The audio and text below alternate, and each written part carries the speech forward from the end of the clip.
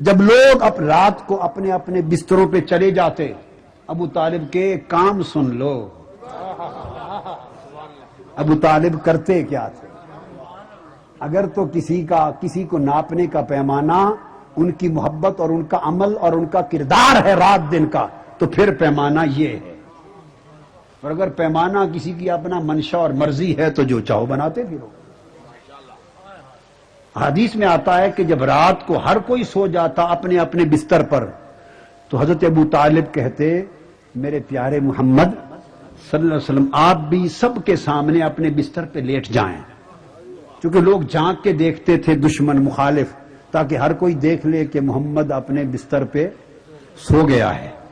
تو آقا علیہ السلام اپنے بستر پہ سو جاتے، جب تھوڑا سا اندھیرا، اور خود بیٹھے تکتے رہتے، جب اندھیرا چھا جاتا اور دیکھتے کہ اب کوئی جھانک تانک نہیں کر رہا ہوگا، حضرت ابو طالب خاموشی سے مصطفیٰ کو اٹھاتے، ادھر سے علی مرتضیٰ کو اٹھاتے، ہائے کہ کوئی بدبخت اگر رات کو تلوار لے کے حملہ کرے تو میرے علی پر ہو جائے، محمد پر نہ ہو۔ اب مجھے اپنے ایمان کے ساتھ قسم کھا کے بتا دو کہ اگر بات بڑی خاص ہے، بعض لوگ یہ کہہ سکتے ہیں کہ انہیں بطور بھتیجے کے، یتیم بھتیجے تھے، یتیم بھائی کے بیٹے تھے، محبت بہت تھی، محبت بہت تھی، اور یہ صرف وہ طبی نسبی محبت کی وجہ سے ایسا کرتے تھے، مان لیا، کوئی شک نہیں بڑی محبت تھی، مگر یہ بات میری سمجھ میں نہیں آئی، جتنی محبت ہو، لاکھ ہو، مگر بے پناہ محبت کے باوجود کوئی اس محبت کے ساتھ بھتیجے پر بیٹا بھی قربان کرتا ہے؟ بھتیجے پر کوئی بیٹا قربان کرتا ہے؟ اگر خالی یہ عمل بھتیجا سمجھ کے کرتے تو اوروں کو لٹاتے، علی کو نہ لٹاتے، اور جب علی کو ان کے بستر پہ اور ان کو اس بستر پہ لٹا دیا تو یہ محبت صرف بھتیجا کر کے نہیں، نبی آخر الزماں کر کے بھی تھی، اور اگلی رات دوسرے بیٹے کو لٹا دیتے، پھر کسی بھائی کو لٹا دیتے، چچا زاد بھائیوں کو 3 سال تک ایک رات بھی مصطفیٰ کو اپنے بستر پہ سونے نہیں دیا، 3 سال تک، اور بنی ہاشم کے جوانوں میں سے، اپنے بیٹوں اور بھائیوں میں سے، بھتیجوں میں سے ایک ایک کر کے بستر پہ لٹاتے تھے۔ یہ ابو طالب کی وہ قربانی ہے۔ ارے ساری بات چھوڑ دو، خدا کی قسم ان 3 سالوں کی راتوں کی قربانی کا تصور نہیں ہو سکتا۔ ایمان والوں کے ایمان ابو طالب کے 3 سالوں کی راتوں کے اس عمل پہ قربان ہو جائے۔ اور پھر آگے ایک بڑی خاص 7ویں دلیل اور قرینہ دے رہا ہوں، بڑی توجہ سے بات دل و دماغ میں اتارنے کی ہے۔ میری نظر میں 2 واقعے گزرے ہیں۔ ایک واقعہ آپ نے سنا ہے کہ حضرت اسماعیل علیہ السلام چھوٹی عمر میں ہیں اور بے آب و گیا ریگستان وادی مکہ کا اس پہ لیٹے ہیں، اور صفا مروہ کی پہاڑیاں ہیں اور وادی ہے، پیاس ہے، پانی میسر نہیں، وہ لیٹے ہیں، اور حضرت ہاجرہ پانی کی تلاش میں دوڑ رہی ہے۔ ان کے دوڑنے نے صفا مروہ کو شاعر اللہ بنا دیا۔ اس کیفیت میں پیاس کی شدت بڑھی، اور حضرت اسماعیل بن ابراہیم انہوں نے شدت پیاس میں ایڑی رگڑی، اور ان کی ایڑی رگڑنے سے چشمہ نکل آیا، چشمہ آب زمزم کا چشمہ بن گیا۔ وہ آج تک 4000 سال سے وہ چشمہ رواں ہے۔ وہ چشمہ حضرت اسماعیل کی خاطر نکلا، بس ایک چشمہ دنیا نے دیکھا تھا۔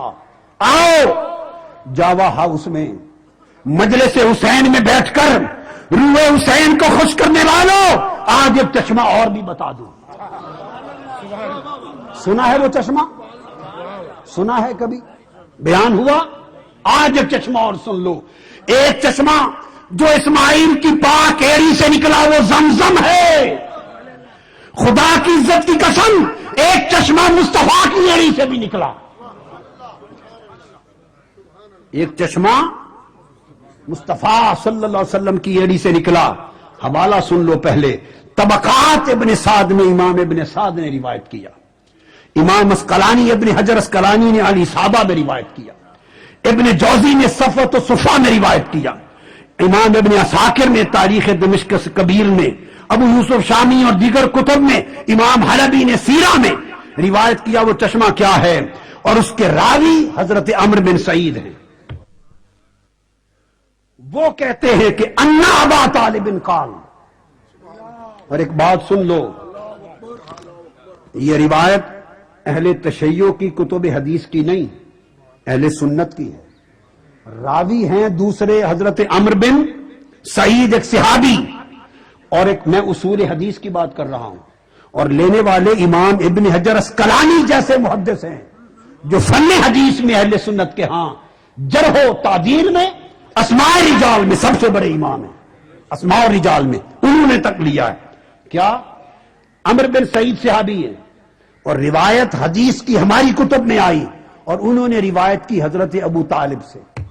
مجھے فن حدیث کا علم رکھنے والا کوئی بتا دے کہ حدیث کی روایت میں کسی کافر سے روایت لی جا سکتی ہے؟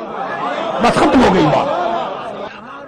امام ابن حجر اسقلانی لینے والا ہو، حضرت عمرو بن سعید لینے والے ہوں، اور اگر کوئی کافر سے روایت لی جا سکتی ہے فن حدیث میں تو بتا دے، اور اگر جواب نہیں میں ہے تو سنو، عمرو بن سعید کہتے ہیں کہ میں نے حضرت ابو طالب سے روایت لی۔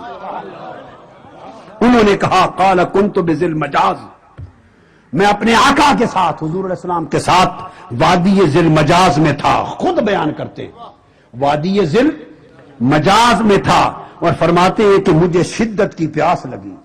ہائے ہائے ہائے، حضرت ابو طالب کہتے ہیں مجھے شدت کی پیاس لگی، اور پیاس شدت کی تھی تو میں نے حضور سے عرض کیا، میرے پیارے حبیب مجھے بڑی شدت کی پیاس لگی ہے اور پانی نہیں مل رہا کہیں سے۔ ہر طرف دیکھا، آقا پریشان ہو گئے، طرف اٹھے، میرے چچا کو پیاس ہے، میرا چچا پیاسا ہے۔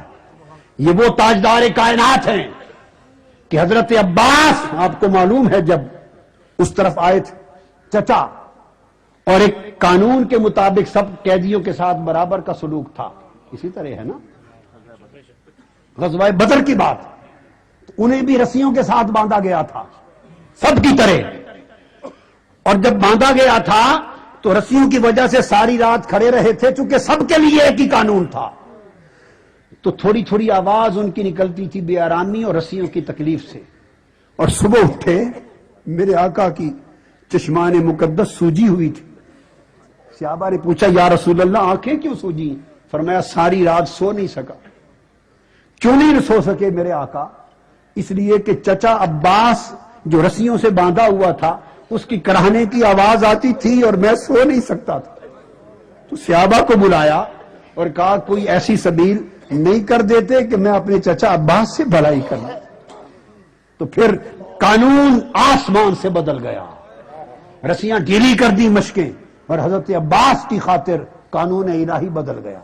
حضور کو چچا کے کراہنے کی آواز نے رات کی نیند گوارا نہیں کی۔ یہ ذرا چچا کے ساتھ ایک تعلق یہ دیکھ لیں، اور ابھی قبول اسلام نہیں ہوا تھا ان کا، اس وقت کی بات ہے، وہ تو باندھنے کی بات تھی۔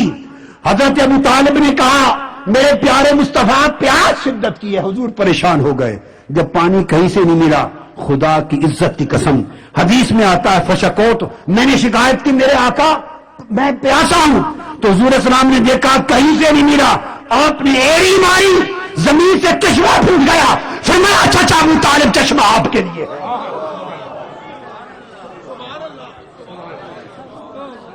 ایڑی سے چشمہ نکال کے چچا کو پانی پلایا۔ واقعہ تو محدثین بیان کر گئے، ہر کوئی بیان کر گیا، مگر جو راز اس سے میری سمجھ میں آیا وہ یہ کہ وہ تاجدار کائنات جو دنیا میں ایک لمحے کی پیاس ابو طالب کی گوارا نہیں کرتا، جو دنیا میں ایک لمحے کی دنیاوی پیاس جس مصطفیٰ کو گوارا رہی ہے، اور ایک غیرت ایمانی سے پوچھو اسے آخرت میں ابو طالب کی پیاس گوارا ہوگی؟ جو ایک لمحے کی پیاس پر گوارا نہیں اور ایڑی مار کے چشمہ دے دیتا ہے، اور آخرت کی پیاس ہو تو خدا جانے لاکھوں چشمے مصطفیٰ چچا کو دے دے گا، کیسے ممکن ہے کہ وہ گوارا ہو؟ اور میں بات کو ختم کرنے کی طرف لا رہا ہوں، مضمون تو طویل ہے، چھوڑ رہا ہوں، ایک آخری بات یہاں کر کے باقی مضمون چھوڑ کر آگے چل پڑتے ہیں جو اختتام کی طرف، ابتدا کی بات کر لی، بقا کی طرف آتے ہیں۔ اور آخری یہ خاص بات کہنا چاہتا ہوں، باقی دلائل تو میں نے